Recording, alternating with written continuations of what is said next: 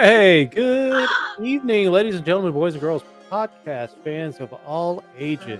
How are y'all doing? What's shaking? Not much. I've got the music going in the background. Hold on a second. There we go. Stop that music. There we You go. know, I want to put a vote in. We had the original lead-in bumper song, like the one that you used for like forever, the Mhm. sort of Sarah McLachlan sort of thing. Oh yeah, I like that better. you like that one better? I think the listeners should vote on it. But Yeah. what was that song? So this is I'm doing like a lot of non copyrighted music. So and I can play a little sampling of it. I've got a couple of Arabic style ones. There's the one I use for the hockey broadcast, which sounds like this. Yeah, that one's pretty cool, I like it. and it makes me A little think of the Dallas crunchy. Stars, who It's a theme little song was written by crunchy. Pantera.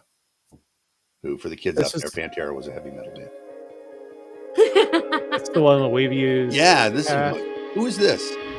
this is Rachel Laycroft with Pat from last year. It's called History. All right. It's a very good song. You can find it on YouTube. All right, good. And then, I like this song. I'm definitely going to hunt this down. then that's the one we just had.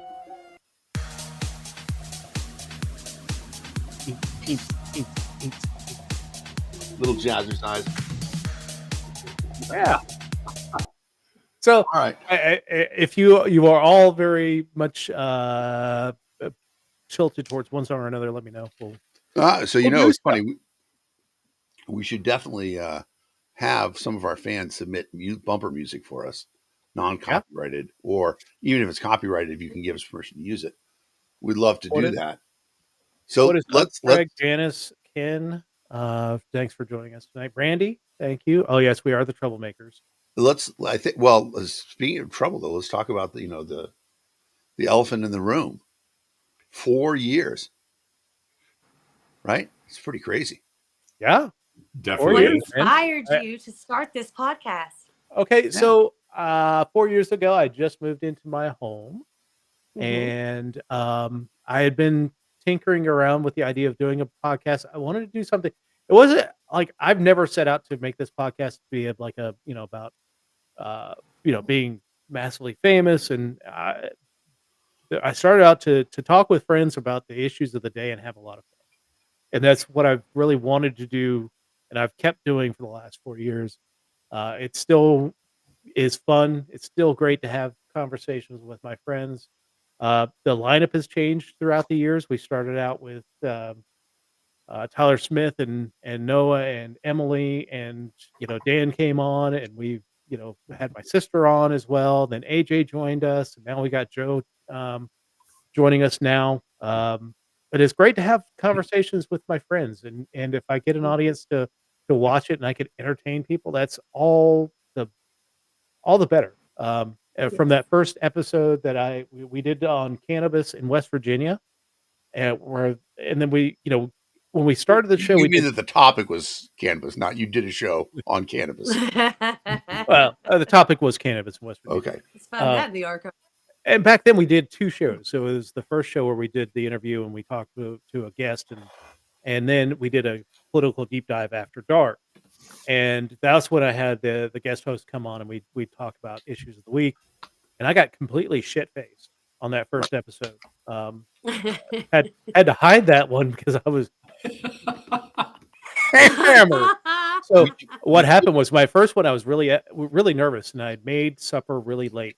So I had this steaming bowl of beef stew that I couldn't eat before the show starts. So I didn't eat and we were, the after dark show was really just, grab a beer, kick back, and I grabbed these 2 beers from the local shop that were stouts, and they were 20. One was 17%. Wow. Yeah, That's a big beer. yeah, that was a big beer, and I was on. Oops.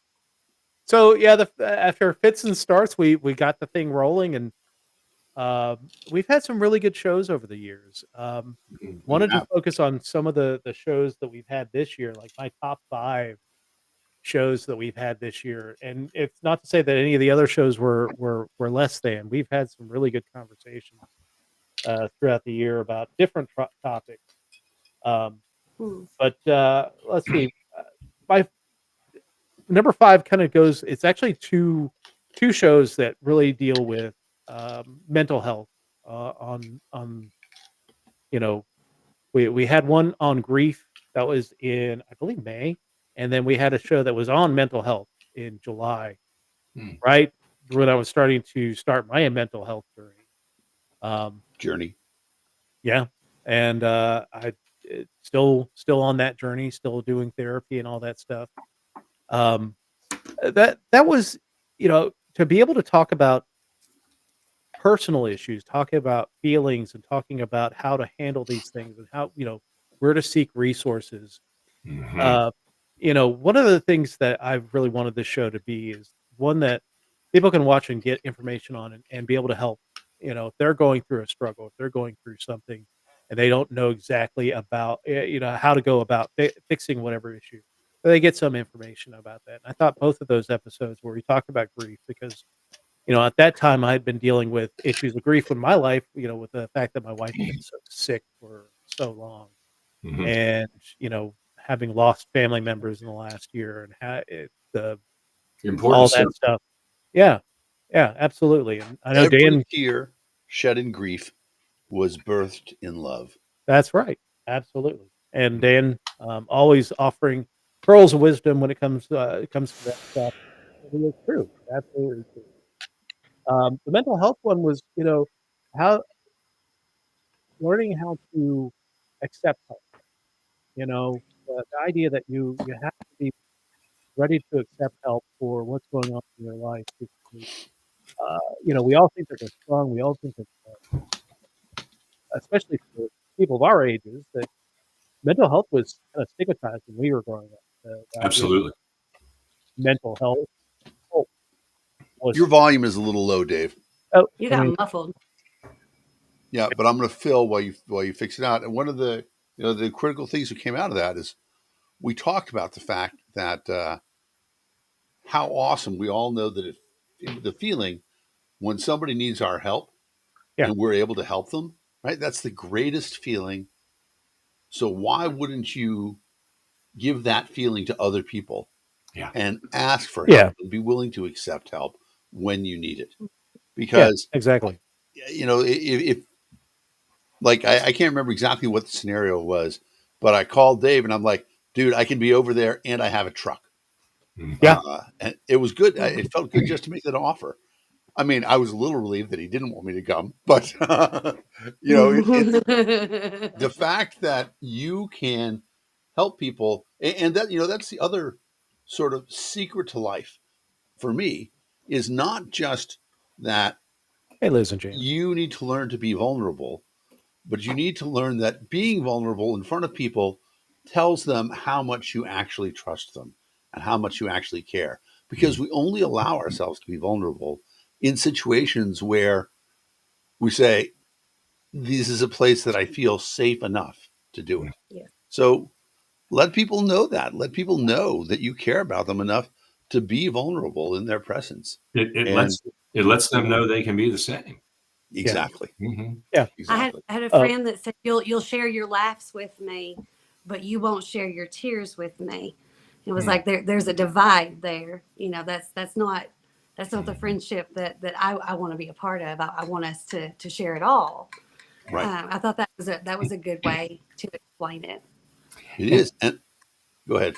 No, I was just going to say that we all need that help just from each other or even from a professional at some times in our life. And sometimes I think we're in denial about that.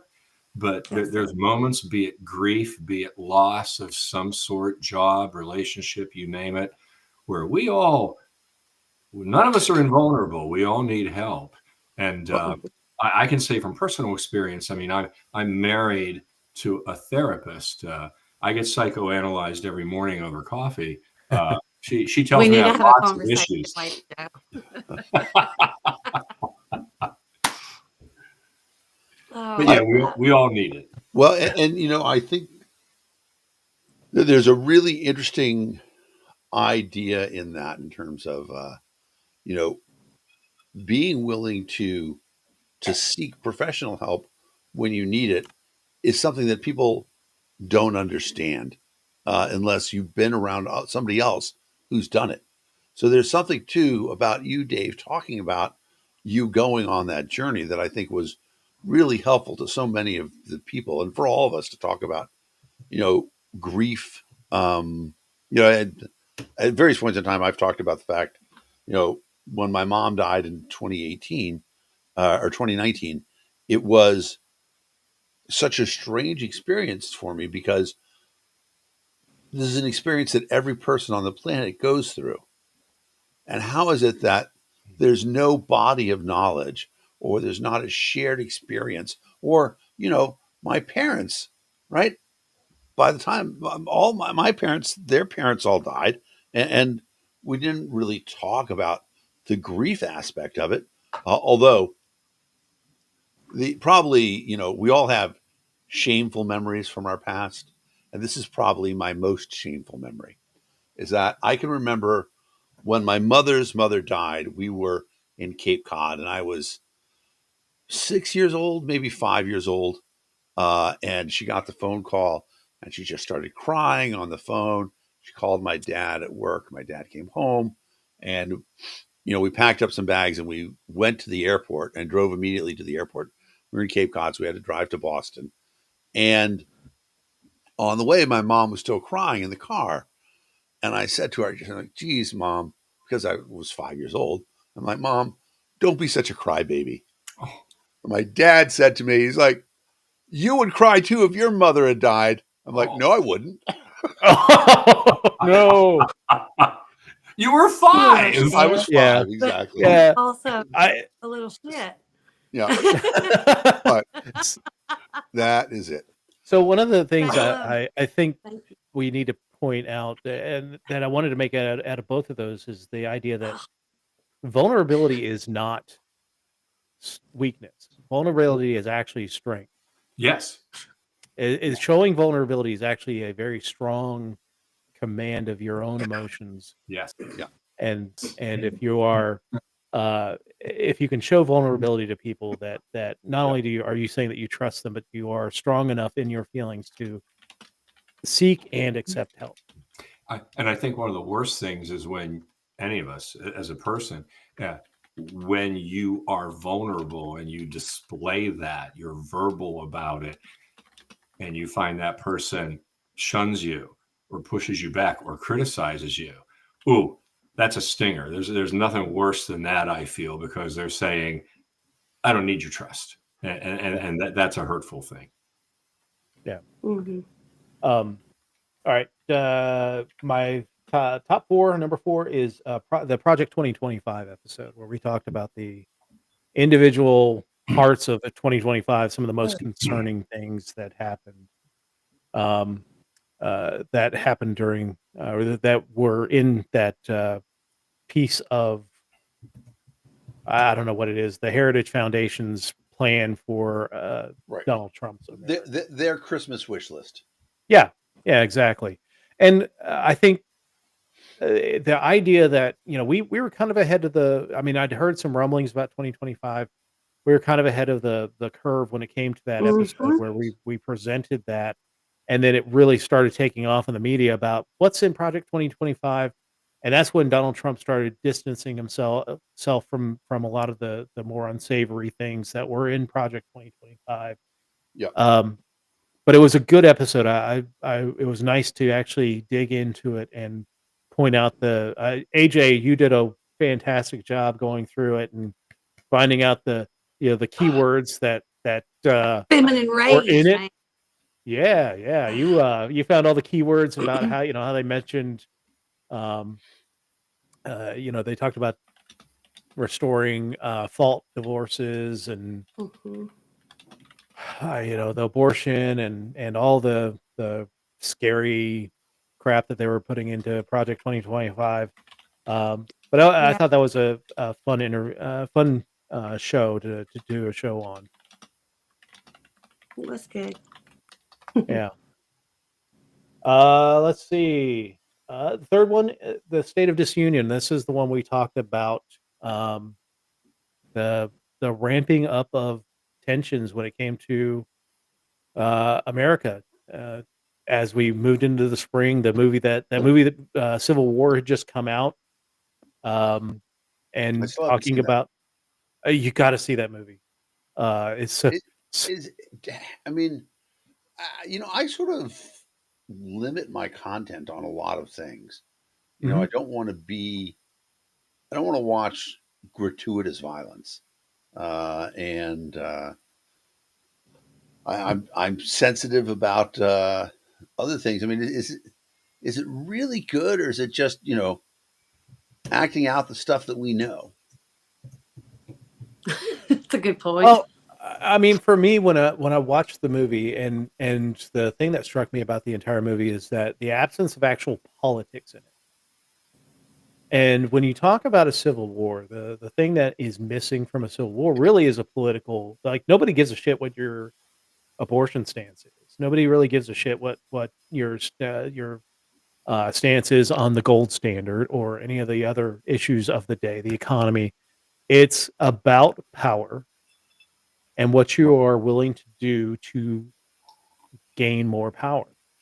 Right. When the civil that movie, yes, there were a couple of mentions about certain political issues about the president seeking a third and receiving a third term, and shutting down certain government departments, but really for the most part, it was apolitical. It was about the idea that when society breaks down like that, you don't control anything unless you have the weapons and the means to do so, and how people can turn against one another, and how people what people will do to secure their own little piece of space. And there are some disturbing things in there, and yes, watch with a may not want to watch with a full stomach. You may want to for a couple days afterwards. I just was kind of numb to a lot of things, Interesting. but it's a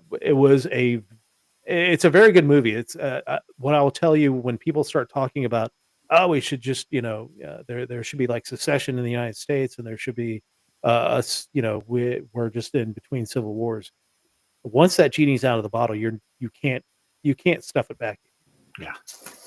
Yeah. And you lose control over that. You lose security, lose so much just for the idea that somebody is going to try and take control over your life. Um, I mean, it is interesting that I think Americans really have no idea of what war on your own soil means. oh no, not at all. And I work with I have a development team in Kyiv, and that's it, man. Fucking ground war. That is some terrible, terrible shit, and just the really atrocious things that everybody does to each other. Yeah, And we've been in the United States, we've been completely protected from that stuff Yeah. because we haven't really had a ground war since the since Civil War. since Pancho Villa came across the border at Columbus.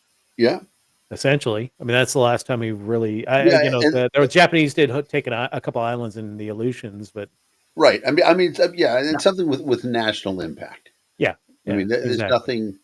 We never have. I mean, obviously, we're a huge country, Yeah. and to a certain Oh, and then of extent, course uh, Pearl Harbor, but right, right, right. You mean the movie that was a crime against humanity? But It was a bad uh, movie. it was a bad movie. Do you remember the animal crackers? I don't. I actually didn't see the movie. Okay. You didn't see them. How can you bitch about the movie and haven't seen the movie? It just has Ben Affleck in it. Yeah, Well, yes. So there's this whole scene. yeah, okay. Hold on. This is important. This is serious. Okay, so there's this whole scene where Ben Affleck and Liv Tyler, she's like laid back in the grass and they're having a picnic or whatever the crap, right? And so he gets these animal crackers and he's like, "Rawr, rawr, rawr," across her stomach. I'm like, you are a grown ass man. Y'all, I think that's Armageddon. Is it Was that Armageddon? Yeah. That Oh, rings did a I miss bell. out Yeah. another bad movie? I didn't think, maybe Oh, Animal that's Crackers goes back that hilarious. far. Yeah, The Ben one we Affleck didn't hasn't. even remember. Ben Affleck hasn't played a good character since Dazed and Confused. So oh no, wait a minute. I recently rewatched Good Will Hunting, and we It's a talk about lovely movie. therapy and stuff like that. That is an unbelievable film. So good. So Yeah, good. what year was Good Will They Hunting? could I have mean, done it they were without kind of Ben. close. It's fine. yeah. She But said not Armageddon. Animal crackers in my soup. yeah, no, it's Kate Beckinsale is Pearl Harbor. Kate Beckinsale. Yeah, and So no, she where can are do the no animal wrong in my book. crackers? The Animal Crackers are in Armageddon. They're Are they? getting together before they go up to the Oh yeah. comet, and we could talk about that a Dude, little bit because I obviously hear that's Steven in Tyler. our You hear it? Don't want to close my eyes. exactly. I That's did want the to close movie. my eyes during that movie. I got the That's the right movie. I think I song. did close my eyes during that movie. I actually liked that movie. I Oh mean, yeah. Oh, What's well, not to I like? like that's yeah, okay. I like mean, Space Okay. Cowboys. Oh, that was great. Space That Cowboys was was a good. great movie. I mean, it was Armageddon was everything that movie studios do right with a big budget, and Pearl Sure. Harbor was everything that movie studios do wrong with a big budget. But I Yeah. mean, huge cast: Steve Buscemi, Mm. Bruce Willis, uh, Oh, Bruce Willis. lots of other people. Billy Bob Thornton, right? I mean, Yeah. it's a crazy cast, and Billy Bob I really enjoyed Armageddon a lot. And it's weird too that there were two Comet Impact of the Earth movies because that was the same year that Deep Impact came out. Hmm.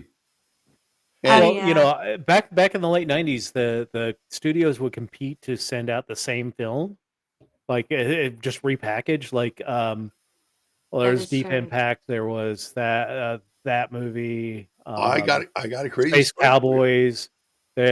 Remember there was that like some weird affliction of little kids, and I can't remember what the names of the movies, but they're like there were two movies that came out with a kid with the same affliction, like at the end of that didn't allow him to grow up to be Didn't like The Ring and The Grudge come out like around the same time? The American something like versions, that. of course.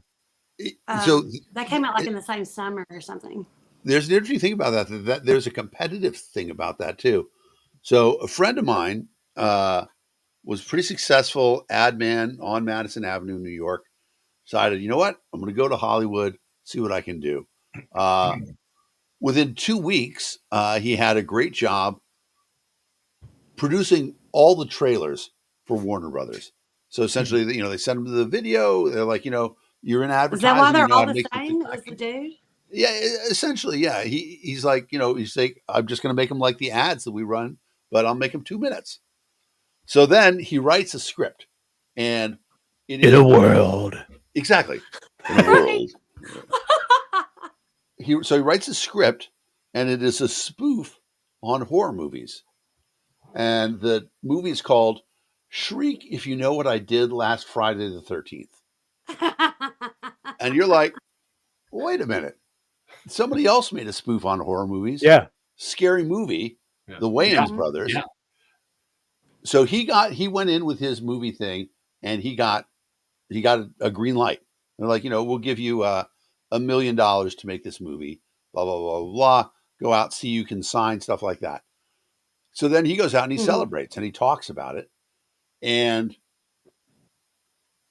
2 weeks later, they get sued by the studio that's making Scary Movie, even though they haven't started anything, saying this is a concept that we've already got going, and just to slow them down enough so that they're able to bring out Scary Movie ahead of Yeah. Shriek If You Know What He Did. Now, to be fair, my friend got, I'm looking at the cast right now, Tiffany Amber Thiessen is the lead, and Tom Arnold and a few other people. Coolio's in it. But Nice. Tom Arnold, the actor, just to clarify Yeah. there. yes, Tom From Arnold from our Tennessee. circles, yes. no, those are the same people. You don't realize it. The beard is fake. We've never seen him in the same place at the same time. Exactly. Exactly. Anyway, I mean, I too would hide from having been married to Roseanne. But anyway, all right. All Tell us your last 2 episodes, Dave. All right. Again, this is a combo one because I really enjoyed doing both of these shows. But number 2 is our music and favorite music and favorite movies episode. Yeah. We went through our top 5 musical artists and top 5 movies.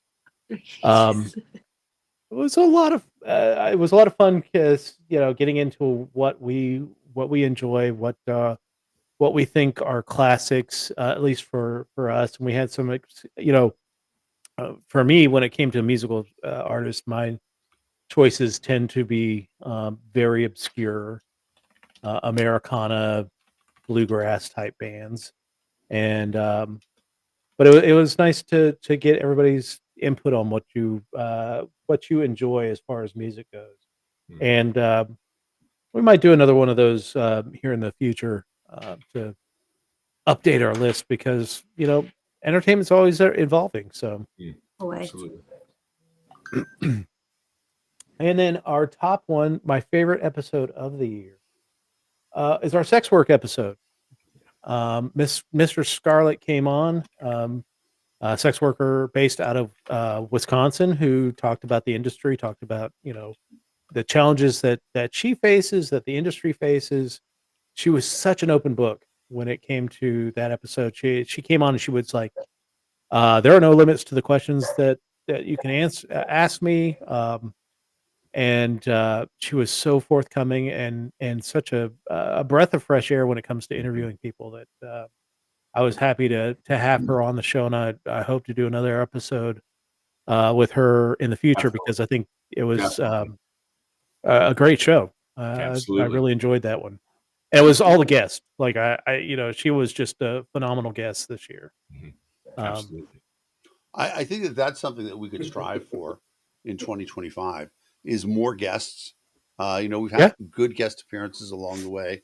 Yes. Joe was a great guest for us. Yes. Joe over there.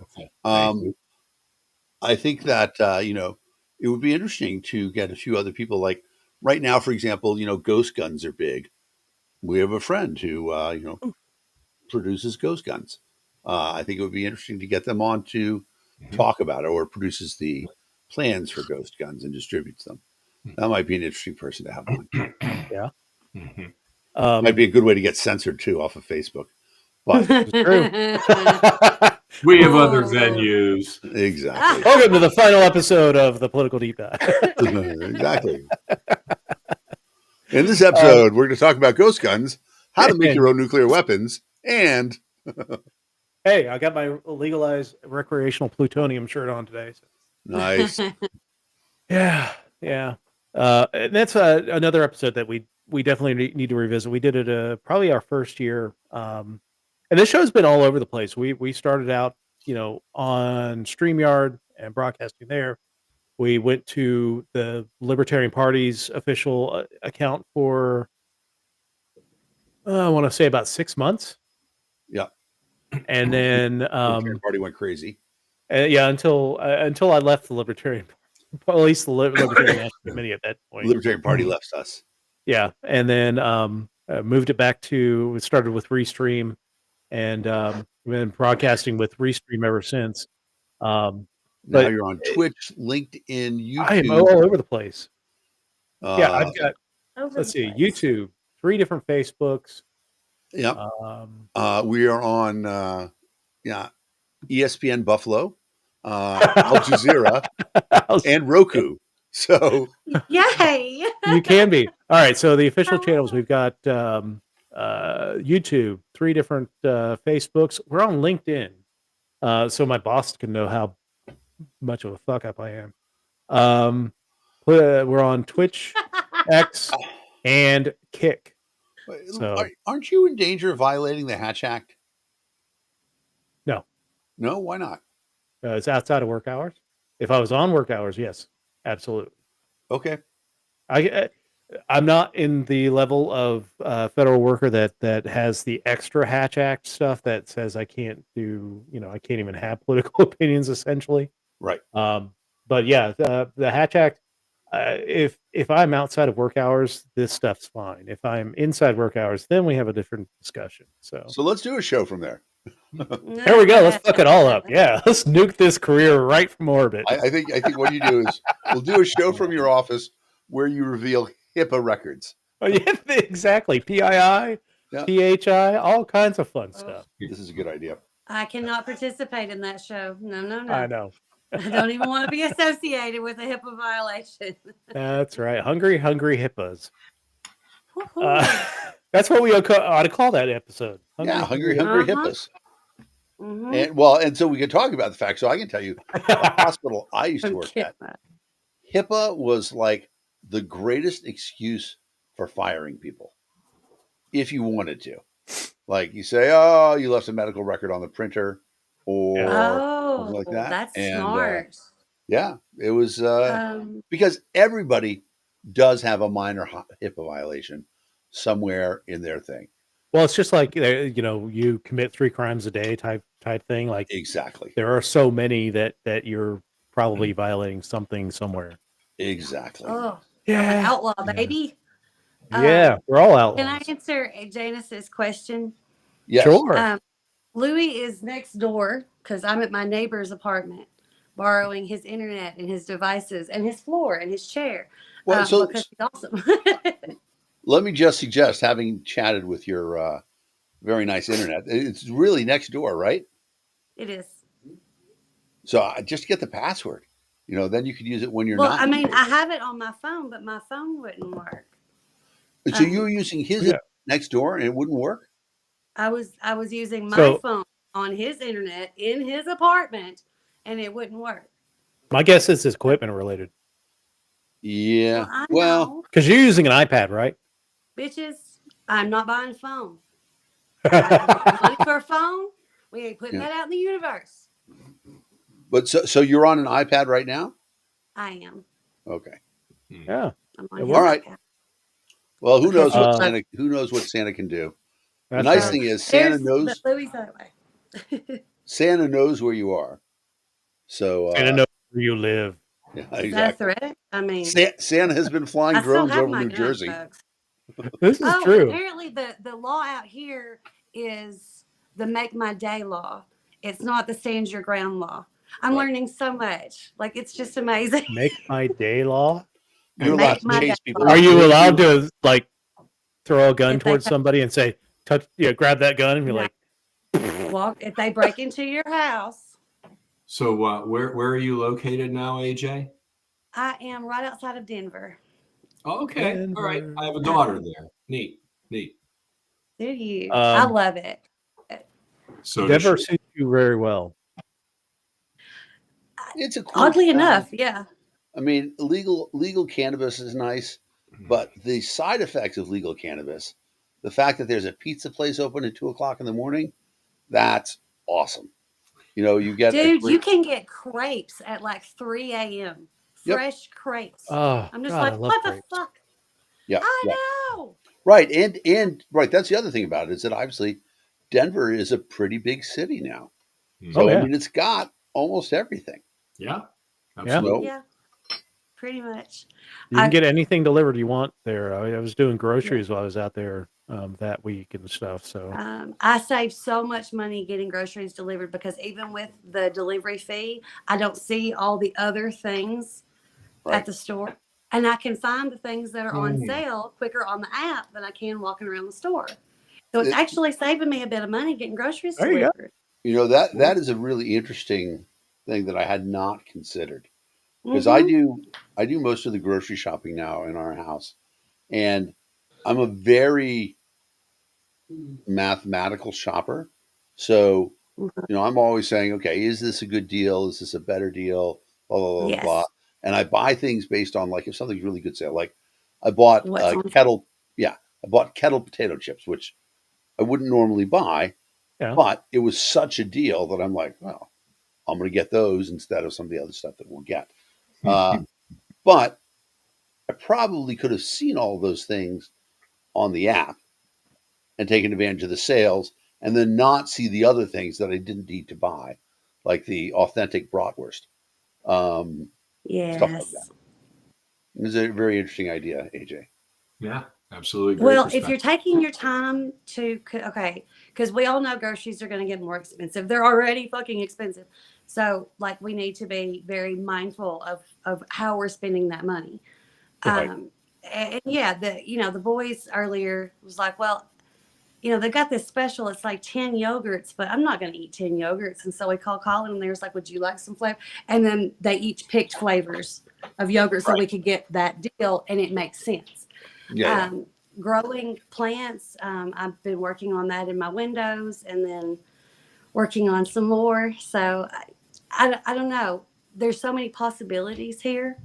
Yeah. And people are really optimistic. It's not a constant.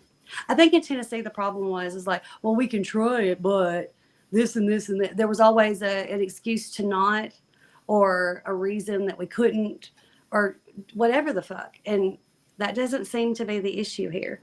The issue here is finding enough time to do all the fucking things that you want to do, because there's so much that you want to do. Um, I have to talk about whether that thing that it's Daryl posted. Yeah. That's insane. Are you kidding me? There's Is that $30 each time? $30 for every delivery Wow. driver? Daryl, let us know, because that is crazy. I mean, I can't imagine that people are ordering things anymore. I mean, part of what made it work was scale. Yeah. Uh-huh. I mean, I got DoorDash Plus Well, to avoid the fees, and it does pay for itself because of the amount of time we order shit from I can honestly say this: delivery. So I saw every something- delivery. So if you ordered McDonald's right now, and you ordered, you know, a What? Happy Meal, 2 Happy Meals, That's it not would happy. be 2 Happy Meals plus $30 for delivery. Fuck That's McDonald's. That insane is to me. not That is- happy at all. That's an effective deterrent right So- there. Yeah, I I mean, have a good comparison for y'all for how much things have gone up. Okay, so Home Alone came out in the 90s, like 97 or whatever. yeah, It was $19.90 something cents for all the groceries that he got. And then they did the comparison to now, and it's like nearly $60 for the Yeah. exact same. It's just like, oh my gosh. Yeah. So delivery I fees, would- that doesn't surprise me. Doesn't A surprise me. 6-pack of Diet Mountain Dew, if it's not on sale, the store price is $7 now. This is West Virginia. It's not like we're yeah. Yeah. that's just pretty a crazy. 6-pack. Yeah, it's crazy to think how, and I used to be able to get these for like $2, probably about 5 years ago. That's how much is going up, and we all know the impact of Well, threatened tariffs and all that stuff that are going to come along.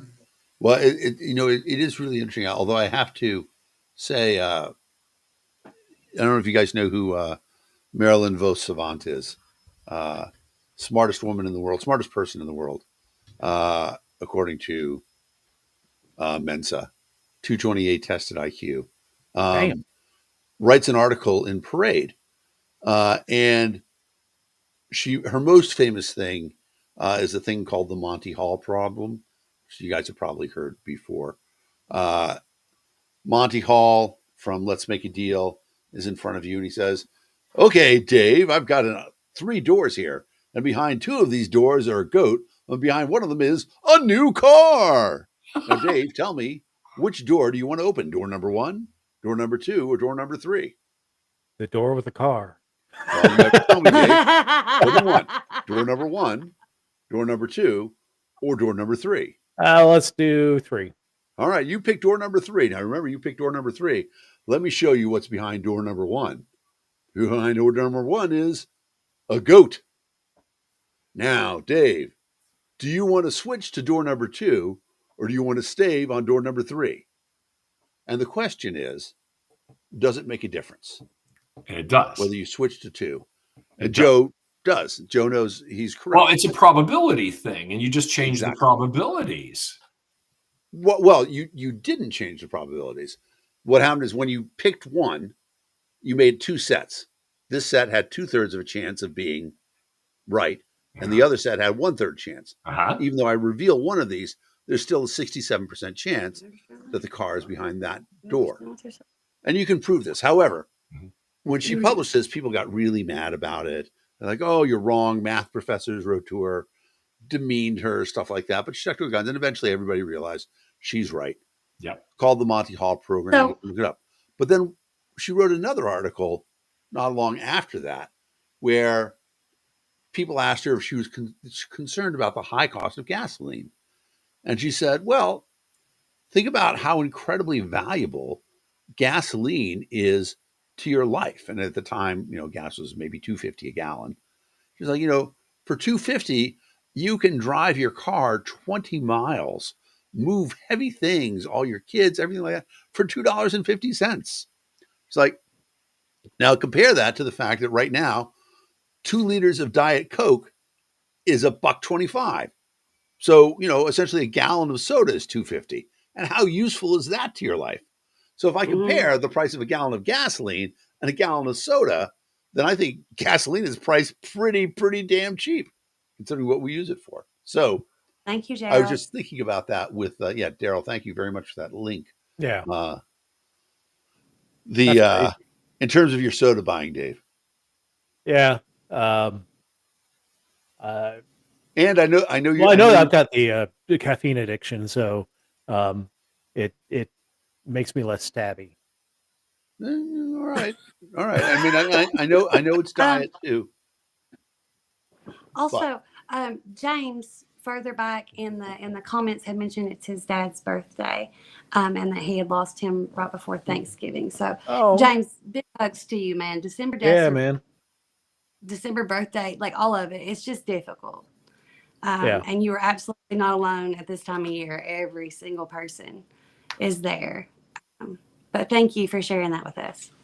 yeah. That's one thing that I think we can point out. We'll have our year-end review show next week. But when it comes to holidays, I think people want to force the happiness onto people, and some people Mhm. are struggling this time of year, and be mindful of that and respect people's want to heal and want to um, to grieve and to deal with the whatever issues that they're dealing with, because Mhm. yes, it is a happy time of year, but there are people that are out there suffering, and don't push your agenda. Like we got all the people out there saying they've taken Christmas away from us and you can't say Merry Christmas. Well, you can, Mhm. but also respect people because they may not be celebrating Christmas. They may be celebrating Hanukkah. They may be celebrating Kwanzaa. They may celebrate Arbor Day. I don't know. And however Uh, you celebrate these things, just because I kind of want to throw this out there, the boys and I have never really had traditional holidays. My family would get together on the first day of the year because everybody had grown up and had kids and had all these extra places. And what's worse than spending a holiday driving all over the place to see everybody? So we just changed it and we put it all on New Year's Day. And so my boys and I got Christmas morning and we didn't have to rush anywhere afterwards. And my aunt's family, they got to do their thing and whatever. However, it is that you celebrate, whether it's with Chinese food or traditional food or whatever it is that you do, just enjoy yourself and give yourself the grace to miss somebody that's not there. yeah, I don't know. There's been a lot of, we got some difficult times ahead, folks. I just feel like we could really make the effort to be understanding and be understanding with ourselves as well as each other, not yeah. to be Show each that other, big. yeah, show each other some grace because there are going to be some weird times ahead, And it's especially not that next month. difficult to do. Yeah, it's free. It is. Yeah. Yeah. Um, all right. So we had someone call this out in the chat. Craig wants to talk about what is his name? Brian McMillan, I think his name was, the Brian CEO of Thompson. United Brian Healthcare. Thompson. And Thompson. this is where I click off because of the nature of my job. So Okay. I love y'all. Enjoy the We love you, CEO talk. AJ. See you later, AJ. Bye, Thanks for See you tuning AJ. in. later. Jay. Take care. Yes. Good night. If I can figure out how to Good Bye. close night. it. But keep listening, AJ. Yes. We're I gonna will talk do my about you. best to keep listening. I have to go back to my apartment with my crappy whatever. Hey, Brian, tell me how to close this. Hi, Brian. Put it in the drawer. Hi. This is Brian. Brian can sit in. I don't know. Just flick it off like this. Flick it off. That's not making them go away. Is that gone now? Kind of. Not There we go. really. I'll take you off the screen as well. Yeah, I'll why take you don't off the screen as well. why don't you boot him, Dave? Yep. All right. So, All right. you know, Well, let's talk about Luigi, Brian, Luigi Luigi. Mangione. Yep. Mangione. Yes. You know, Hi, my Zon. first question, as soon as I saw that, you know, Is he related to Chuck?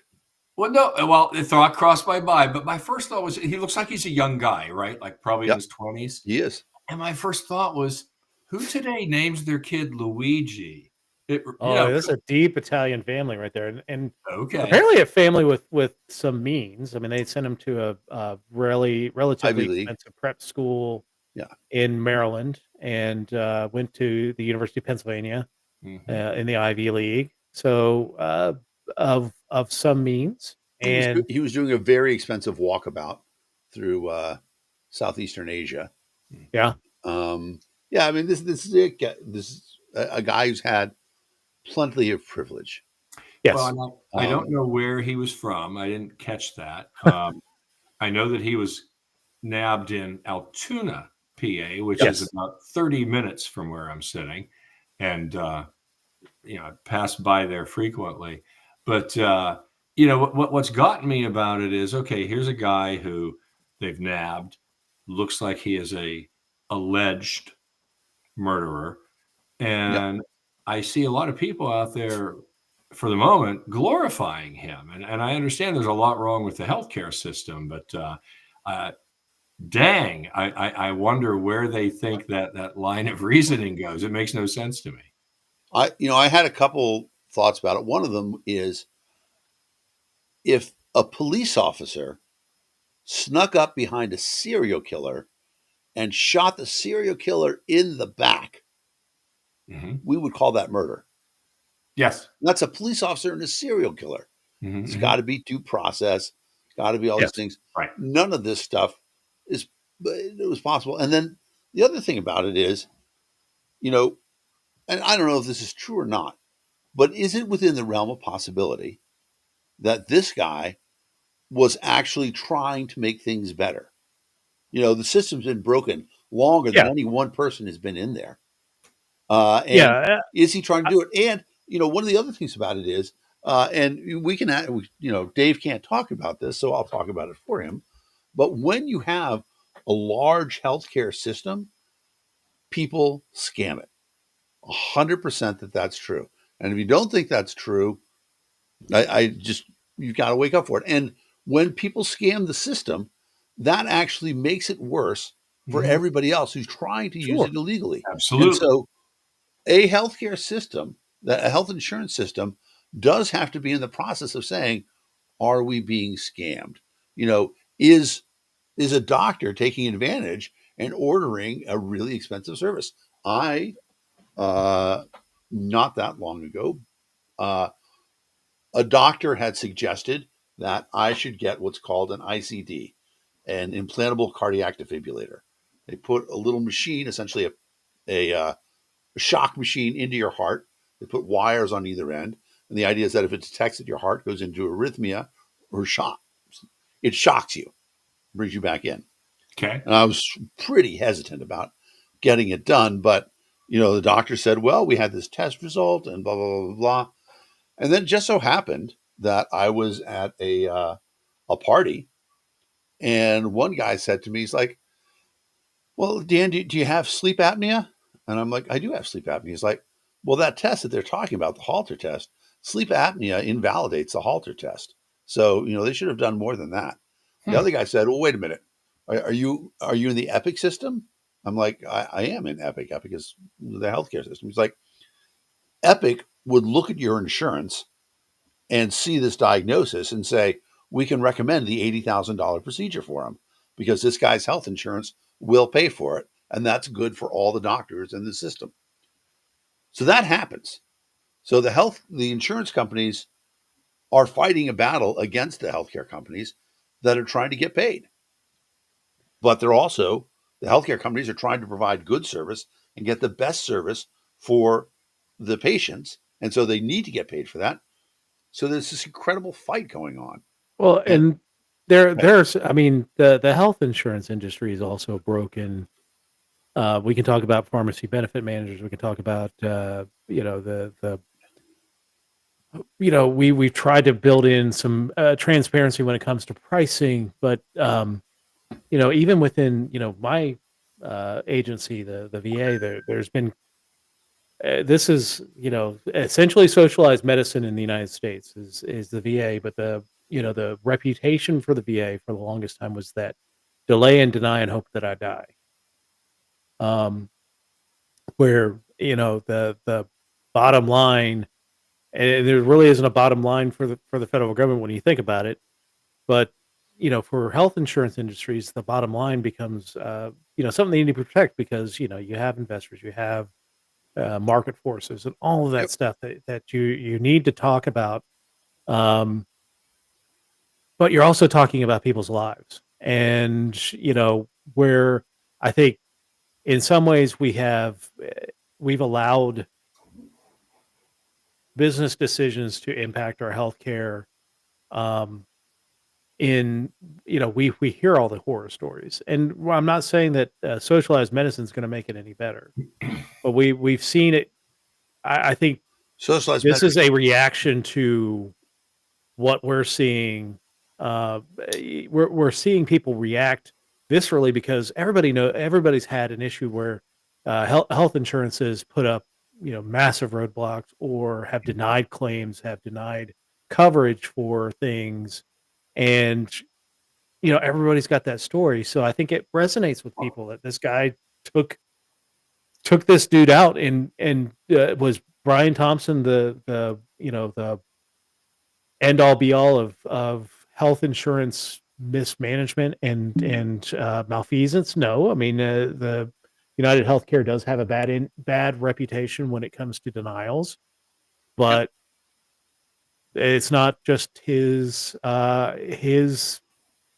company that's doing it. It was interesting, like the day afterwards, where the Blue Cross Blue Shield came out with you only have so much time to get anesthesia, and if you go beyond that, you're going to get Yeah. billed for it. And the people started posting the name of the CEO all over. I saw it like 40 times on X Yeah. and half a dozen times on Facebook. And by that afternoon, that decision is reversed.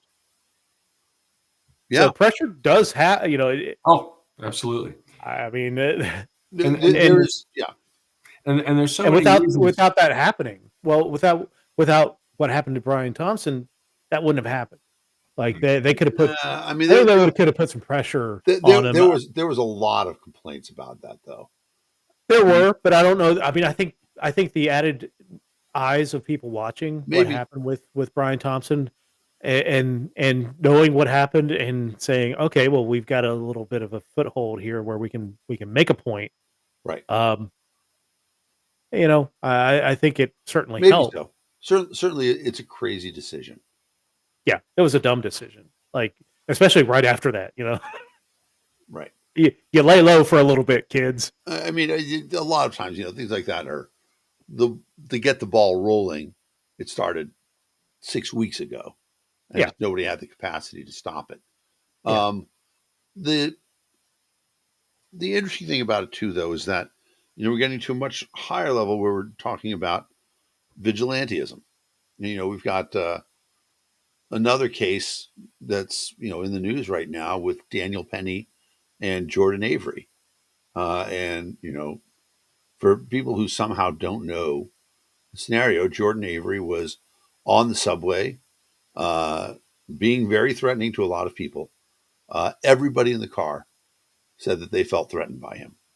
Daniel Penny, who Larry Sharps told me I can't say former Marine, so I can say Marine, but not on active duty, came up behind Jordan Avery, put him into a chokehold, subdued him, with the help of some other passengers. Yeah.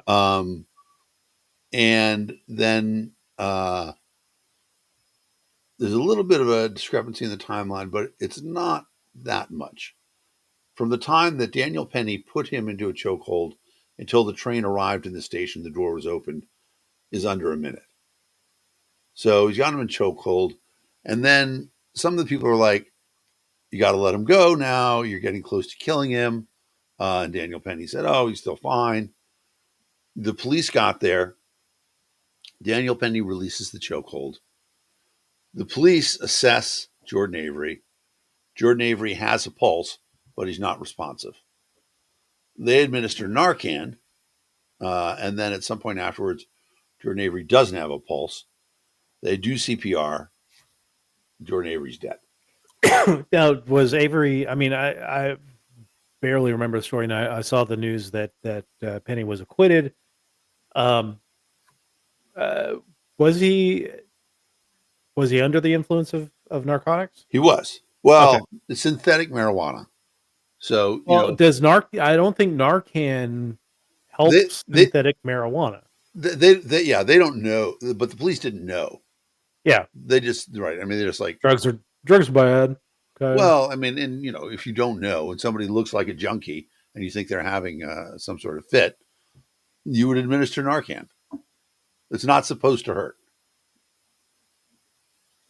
I don't know if it does or not, I mean, but I've actually picked up some Narcan at our hospitals that we've got, because West Virginia's had so many problems with overdoses.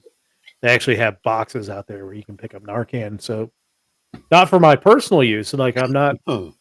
I have joked that if I get a terminal diagnosis, maybe I try some shit. But this sounds like a great game of Russian roulette.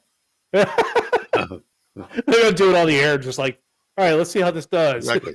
I've got 6 hypodermic needles here. 5 of them have saline. And one's my Ozempic. Yeah. There's definitely there's a question, and then we loop around, and there's 2 other sort of really big examples of vigilantism. One is the January 6th people who stormed the Capitol with the idea that they were administering justice. They were going to, and not every single person who was there was going to kidnap a congressperson. But certainly many people were there to arrest Mike Pence for treason, try him, potentially hang him there. And then, there are way too many cases in the United States of people who have killed abortion doctors. We talked about one, James Charles Kopp, who in Buffalo fired a high-power rifle at a distance and killed a doctor in their house. Yep. Is it Eric Rudolph? Oh yeah, the Unabomber or the Olympic Park bomber. Olympic bomber, right? These are people who, again, look, if you ask them, they believe that they are as right as Luigi, right? Yeah. Luigi feels like he's doing exactly the same thing that an abortion doctor is doing. He is killing somebody whose decisions have caused hundreds of deaths, thousands of deaths, and preventing more. Sure. Those guys are exactly the same. And the problem is that the absence of critical thinking, and I wrote a little bit about this elsewhere, and I made a short Facebook about it. Critical thinking is based on the assumption that you look at your own thoughts critically first, and you assume that you could be wrong. And that is a really important part of our justice system, that you say, I could be wrong. Therefore, I cannot administer justice in a vacuum. I need a consensus, a jury of my peers.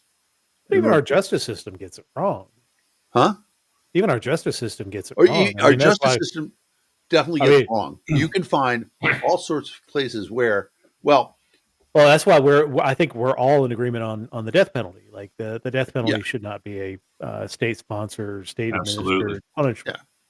Too many cases of police officers falsifying evidence, Prosecutors. judges. Yeah, and let's briefly talk about fucking Biden pardoning the kids for cash judge. Ah, Oh my that was some God. bullshit right there. What the heck was he Unbelievable. thinking?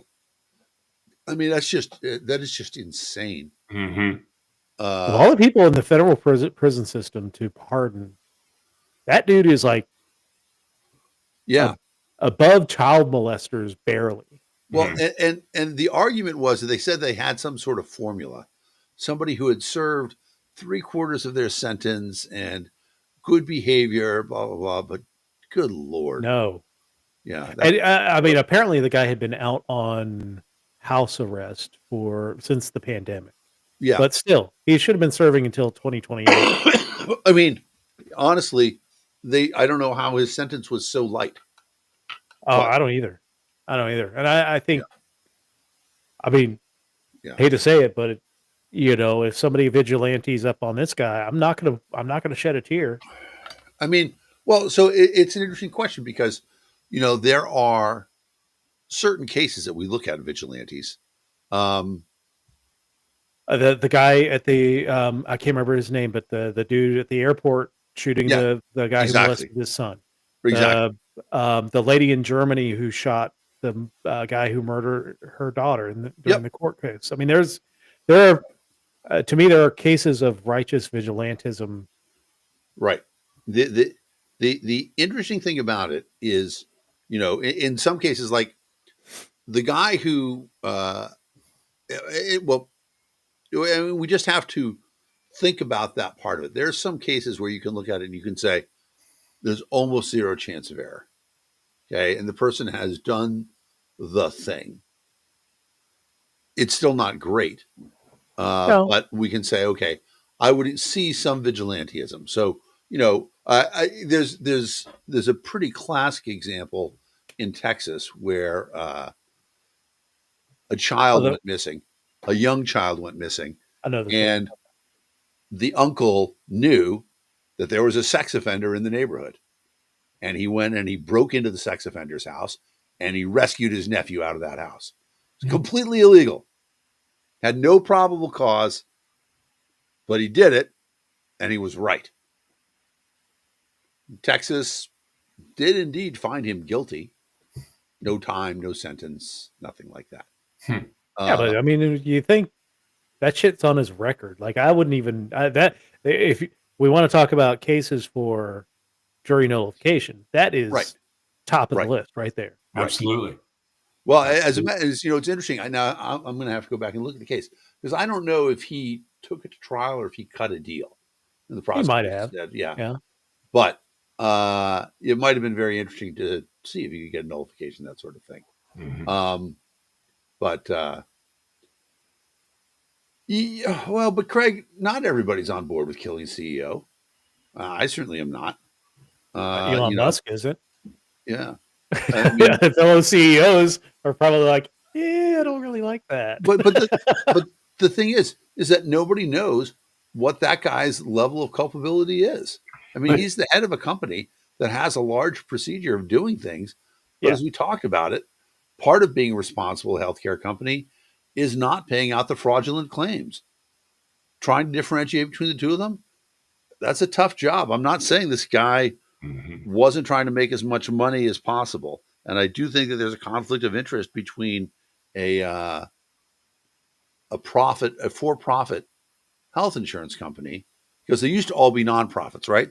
They used to be what's called mutual insurance companies, where everybody paid in, and then whatever they didn't need that year was refunded to you at the end of the year.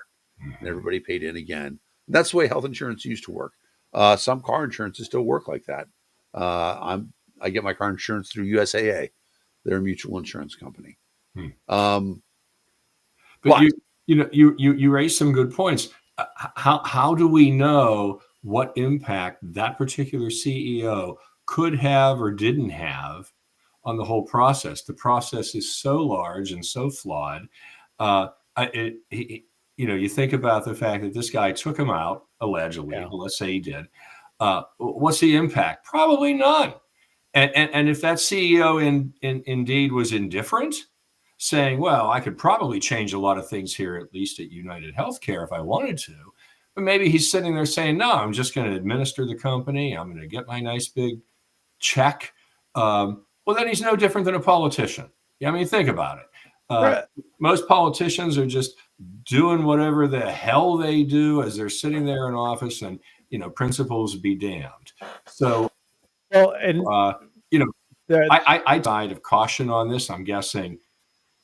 Okay, the guy that was shot, he probably could have had little or no significant impact. You like to think he could have, but he probably couldn't. And when you think of everything that's wrong in the industry, he's barely to blame for any of it. In the biggest, Well, that is a beautiful point, Joe, because this is a publicly traded company. The CEO can't change the return rate on how they do business. Mhm. It's exactly. well, I mean, he could, but definitely the could thing not. is, That's what a if he corporation starts is. making those, well, if he starts making changes that allow more, things to be covered, that improve that 32% denial rate, possibly. his shareholders, his board, they'll, if they don't get the, hit the targets that Wall Street has set for them, it could be his job. Right. And I mean, Oh, there's right. That's definitely part of the problem with a for-profit insurance company. yes, And Obamacare is the impact of Obamacare on the insurance industry is, for sure, just exacerbates it for everybody. it does. Yeah. It would have been so easy to get Obamacare right, and they blew their chance.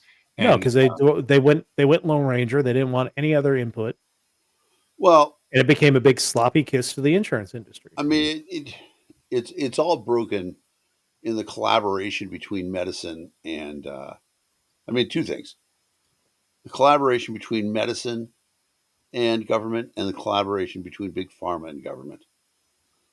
India, Yeah. has it right that medical patents are murder.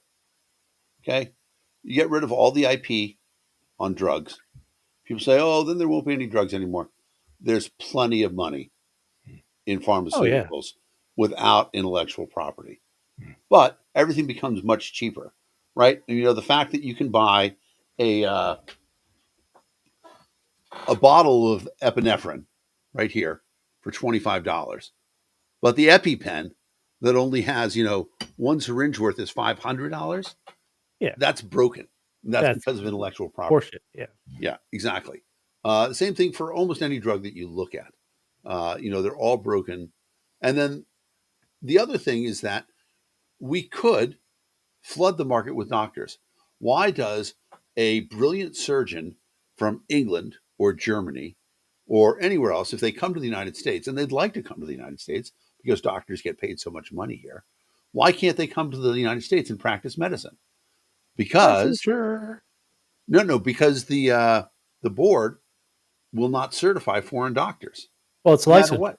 It's all licensure. It's all Exactly. the yeah. I Right. mean, Oh, sorry, you said licensure. I thought you said Yeah. insurer. no, Yeah, licensure. licensure. Exactly.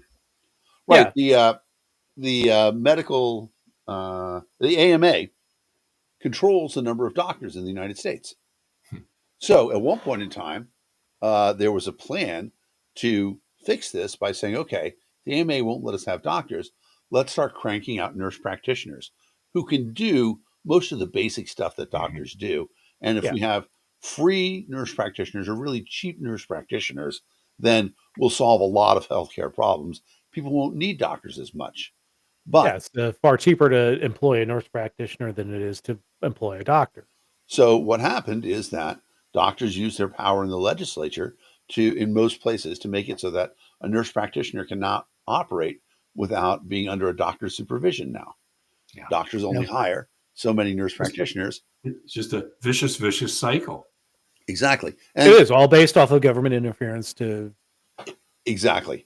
Yeah. And so protect your nest. in Massachusetts, PAs definitely have to have a physician. It's the nature of the name. In fact, physician's assistant, the discipline was invented to undermine nurse practitioners. They built it into the name that they have to be assistants to physicians. I worked at MGH where we had a school for nurse practitioners, and they refused to have a school for PAs because the physician's assistant discipline was specifically designed to undermine nurse practitioners. Um, the Yes, Yeah, definitely different rules definitely across. state by Yeah, state have different rules. yeah, Um, in but so with the fact that we know that healthcare is broken largely because of government. We look at yeah. insurance. Insurance is also broken, and in a whole bunch of different ways, and a lot of it has to do with the fact that government is paying so much for insurance, subsidizing healthcare, all of Yes. these other things, and there's no free market because again, the other aspect of it is that Well, it's like student loans. yeah, The government comes in, they give 18-year-olds a crap ton of money, and the universities want to scoop up as much as they can, so they start slapping on fees, increasing tuition, all that stuff. yep, The yep, the it's the bad incentives. right, Well, and it's something how it isn't just the medical profession. It's to the point where it's most all of them. Yeah. I'll speak on this in mine. I'm a CPA. So I'm in good old public accounting for 30, 35 years. And they have it set up so that, if you want to be a CPA, well, you can't just be proficient in accounting. You have to have a college degree. You have to. Well, right, that's sad because I got news for you. Accounting, you have one franchise that is truly your own, and that's this thing called auditing. Well, I hate auditing. I never wanted to do auditing, but I've known guys that people, men and women both, they're phenomenal auditors, and oftentimes they're not CPAs at all. Yet the profession keeps them out, yep, and worse, they make excessive demands of us for continuing professional education. And now, if I'm not mistaken, they recently said, "Oh, you can't just have the college degree, have about 124, 128 credits. We're going to insist you now have 150. You better darn well have a master's." It's almost like the profession's in cahoots with the government absolutely. and it's very, very similar that way than I think to the medical industry. And I'm willing to bet it's most all of the professions. It's sad. Oh yeah, I Well, mean, it's a think of how very many years. Well, think of how many hours a beautician has to put in before they can get employed by a hair salon, and in many famously states in Colorado. That's yeah, where the case was, where it's more hours of schooling to be a beautician than to be an EMT. or It's a cop. Yeah. Yeah, In and many locations, it's more hours to cut someone's hair yep. than to be a cop. When the difference So between a good haircut and a bad haircut is 2 weeks. yeah, Massachusetts, which is a big regulation state, in order to become an electrician or a plumber at the top level, a master electrician, master plumber, and the way the trades cycle, only so many people can have their own business. If you're an apprentice or a journeyman, you have to work for somebody else. Mm. They look at the number of vacancies, and then they say, okay, the top X scores that will fill the vacancy on the test this year, that's all we're going to take. So you could get a 99 on the test, which would be a passing every other year.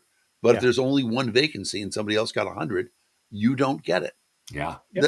And the other thing about healthcare is that people are very prohibited from seeking the healthcare that they want. I used to always say that I was opposed to the idea of free healthcare. And Dan Berman convinced me that I was wrong. He's like, no, Dan, what we want is free healthcare, and that everybody should be free to choose the healthcare that they want. Nobody has to provide it. Nobody has to pay for anything like that. But if you want to try an experimental drug, if you want to try, ayahuasca or whatever, you should be able to do all of those things and pursue those things.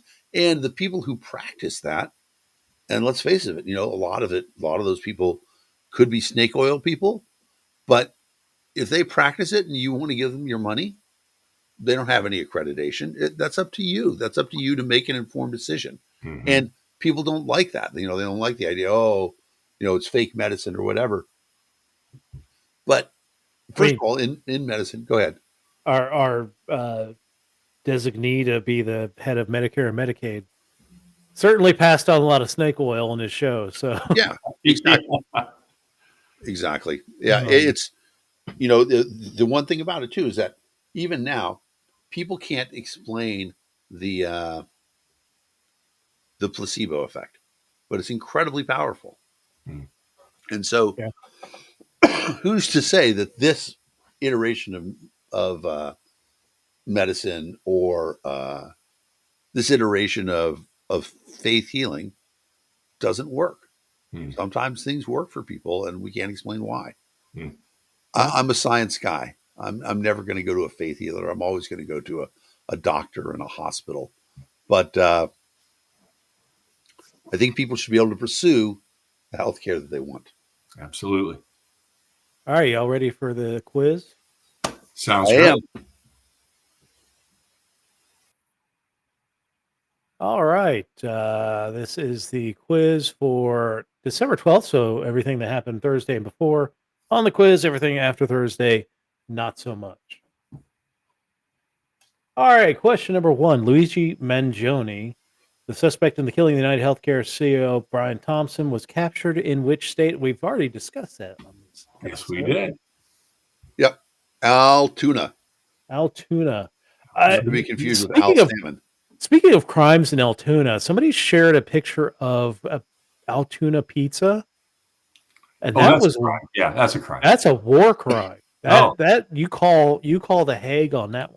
I never even heard of it till about 3 months ago, and somebody brought it up, and they said, "Hey, have you tried this?" And I'm like, "I don't even know what Why that would you is." know? Do you hate me?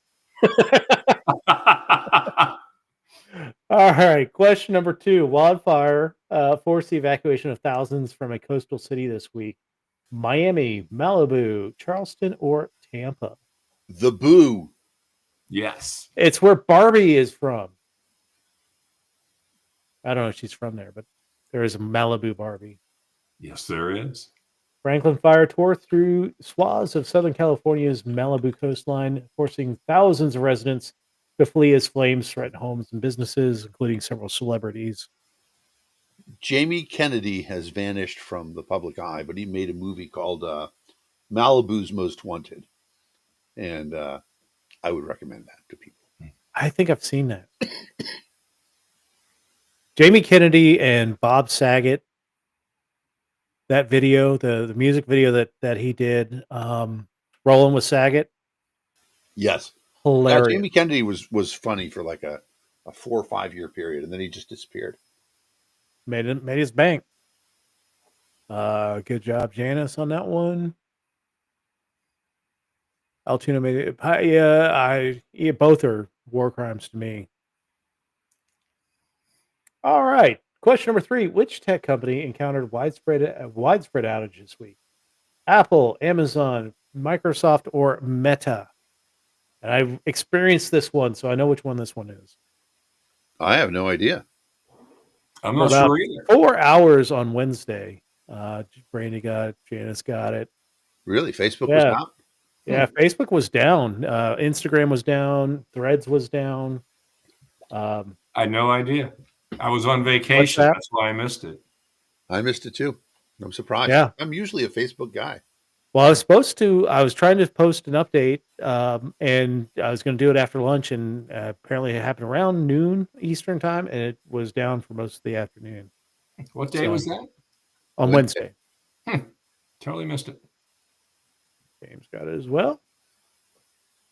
Question number four: which country was recently taken over by rebel forces after its former president fled to Russia? Dave, you got to post that Uh, picture from the Onion. Could it possibly be Syria? It's at the top of my Facebook thing. Uh, Let me just send you the link, and you can pull it up. Yeah. It's hilarious. Where are you? Here, I'm going to put it in the it private is chat. Syria.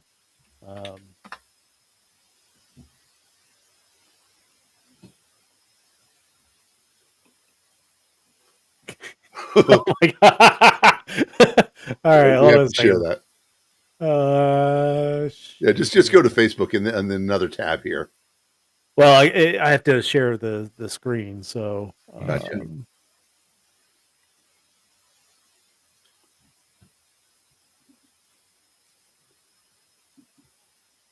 It's it's why really are you not interesting to doing see that? how fast that happened, and we haven't really talked about it much. We talked about it a little bit last week, but this really is such an indication of weakness Y'all are going to in see the Russia and Iran. sausage. It is here we go. Assad returns to ophthalmology at the Moscow Lens Crafters. Yes, he was an ophthalmologist. In fact, the story of Bashar al-Assad He was not is supposed to that have the throne.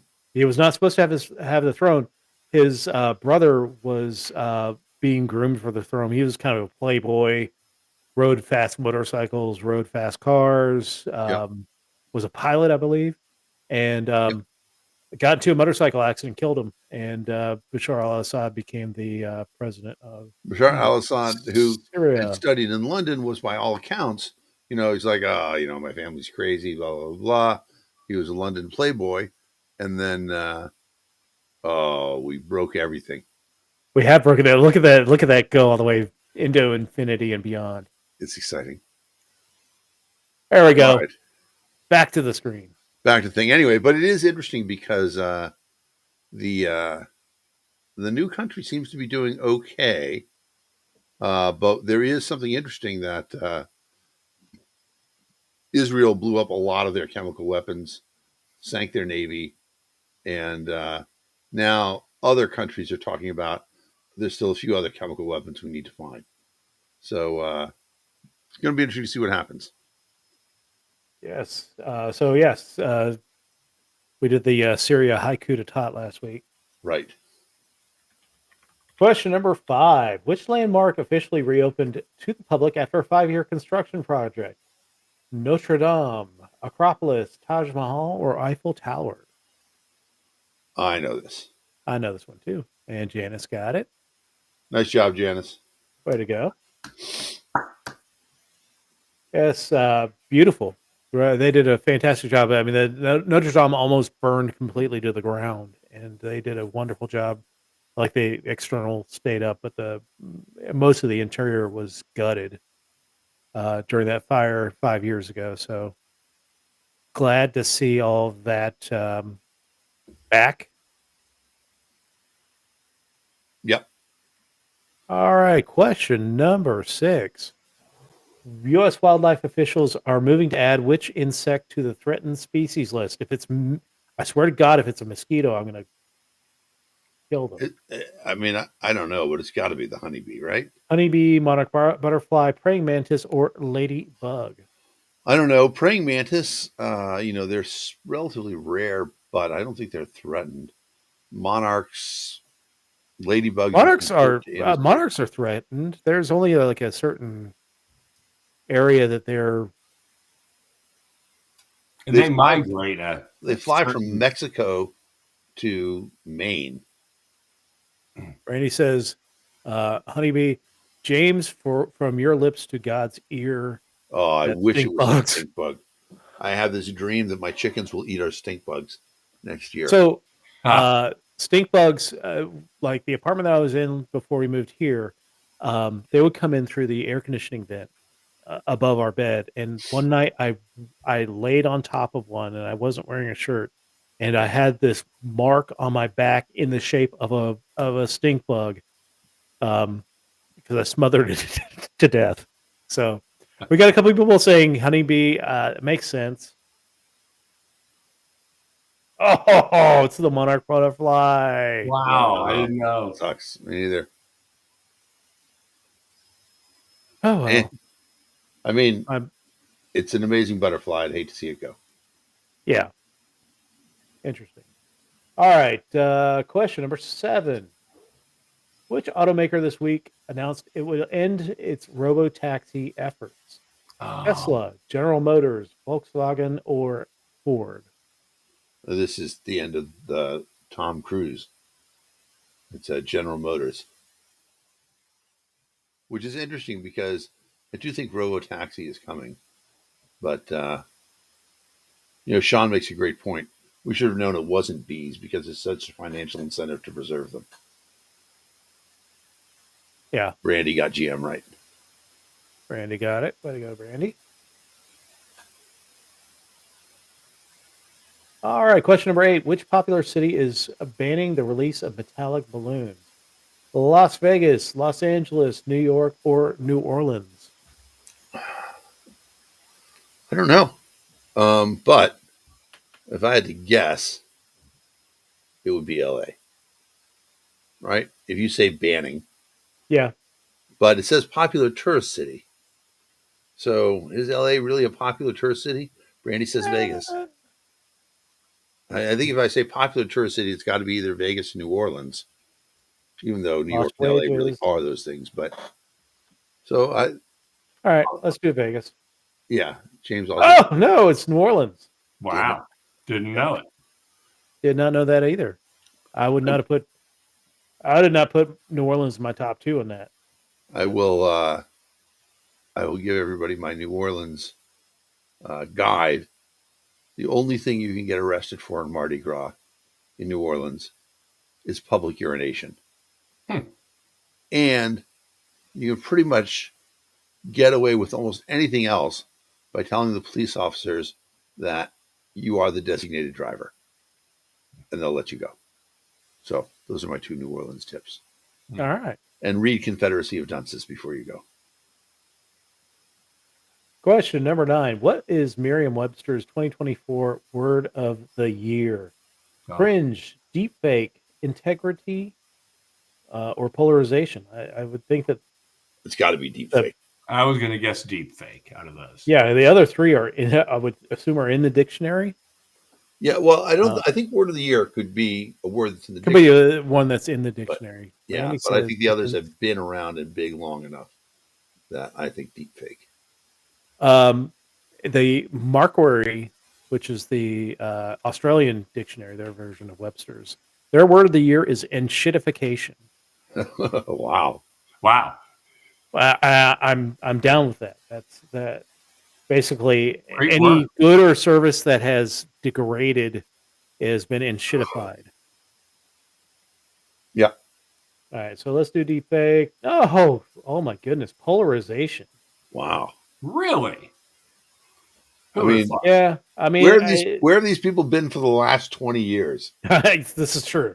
But they're based on the used incessantly to describe the fraught state of American politics. I don't disagree. Sean got it. Yep. And Janice got it. I like James's integrity. Right. Integrity. Reference to the All right, question number 10. Which MLB team agreed to a historic deal with superstar outfielder Juan Soto? The Bobby Red Sox. I kind of feel like it's gonna go that way as well. But the New York Mets, the Los Angeles Dodgers, or the San Diego Padres. Right. I think it is the Mets. Yeah, the New York Mets.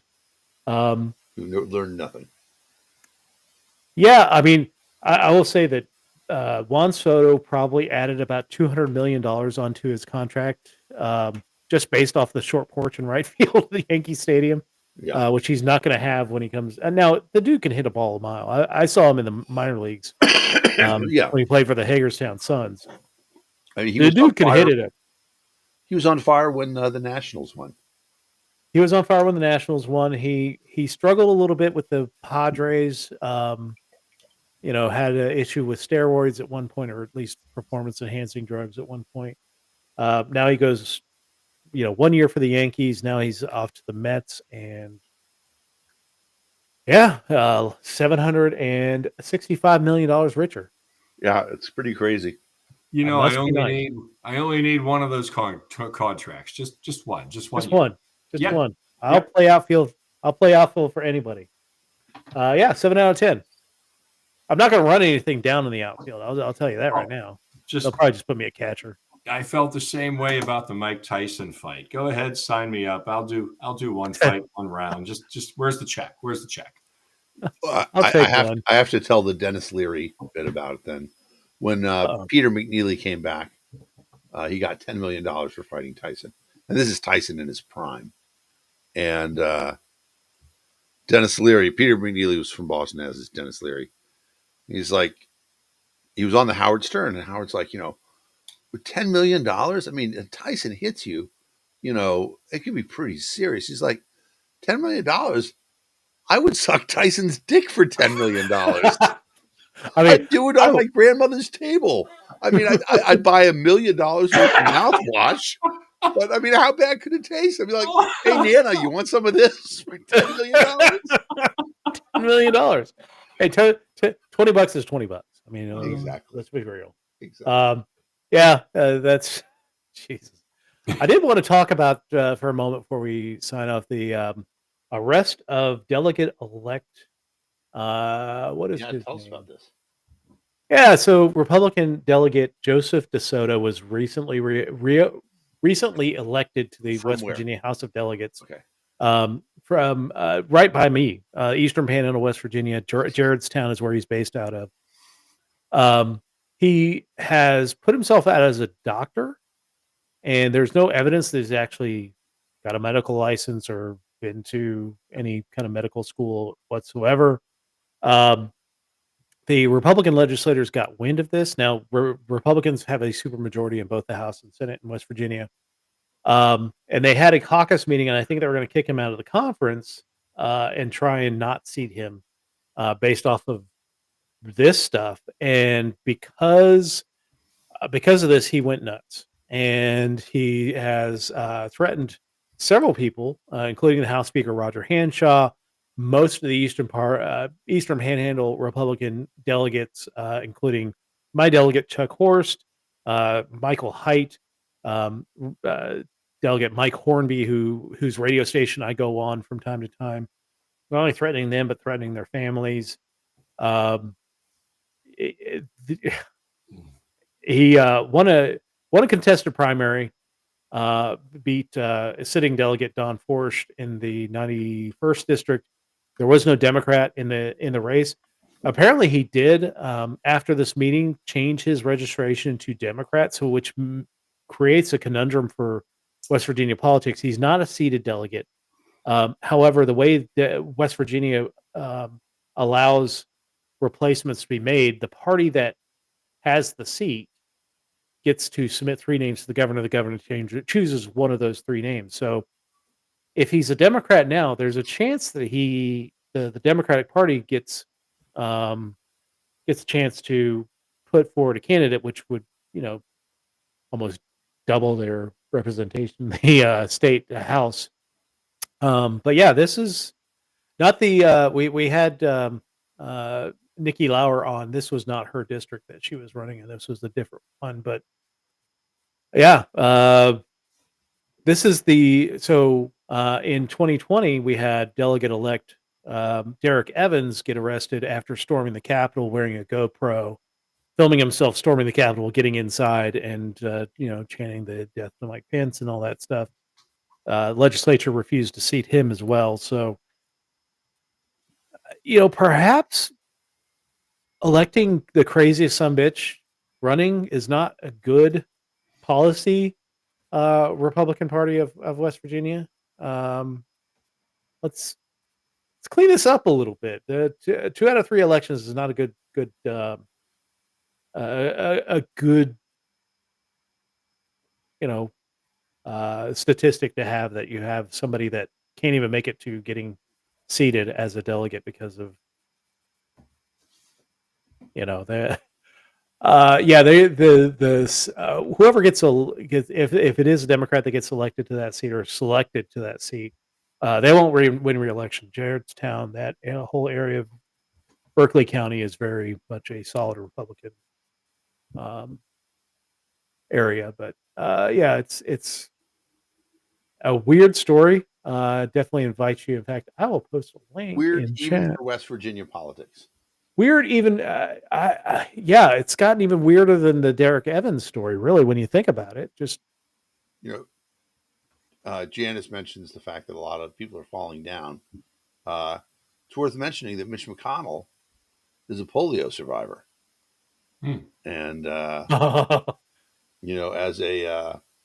he's talked about the fact that vaccines are really a good thing. So yeah, and they pushed him down the stairs. The top advisor to the Secretary of Health and Human Services designee, Robert Kennedy Jr., would like the FDA to renege on the patent for the polio vaccine, the authorization for the polio vaccine. So coming soon to an America near you. Oh my heavens. Crazy. Yeah. Anyway, that's it for the story. Our next episode on Sunday night will be our annual year-end review. Talk about the dumpster fire that was 2024 and preview 2025. That sounds exciting. Sounds like fun. Yeah. All right. Thanks everyone for joining us. Give us a like, share, subscribe wherever you're at. Helps us out, gets the show out to more people. Please like and share. Come on, guys. Yeah. All right. Send me nudes. I don't care. It's all good. Good night, everyone. Good night, everybody. Great to see you.